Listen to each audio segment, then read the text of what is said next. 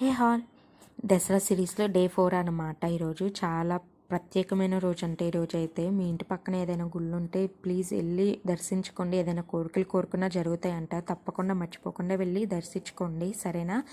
ఇంకా ఈరోజు అవతారం వచ్చేసి కాత్యాయని దేవి అవతారం. కాత్యాయనుడు అనే ఒక మహర్షి ఉండేవాడు. ఆయన తీవ్రమైన తపస్సుతో పరాశక్తిని తన కుమార్తెగా పొందాలని కోరాడు. ఆయన భక్తికి మెచ్చిన అమ్మవారు ప్రత్యక్షమయ్యి కాత్యాయనుడు కోరిక తప్పకుండా తీరుస్తాని వరం ఇస్తారు. మరోవైపు మహర్షి అనే ఒక రాక్షసుడు బ్రహ్మదేవుడికి ఘోరమైన తపస్సు చేశాడు. ఆడవాళ్ళని బలహీనంగా భావించి ఋషుడులు దేవతలు చేతుల్లో నేను మరణించకూడదని కోరాడు. ఆ వరం పొందగానే మహర్షుడు దేవుళ్ళు చిత్రహింసలు పెట్టడం మొదలుపెట్టాడు.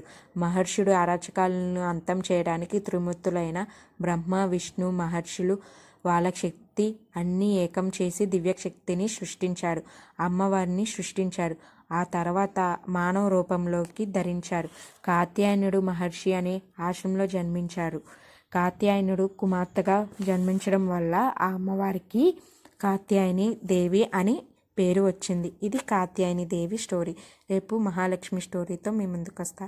Bye all.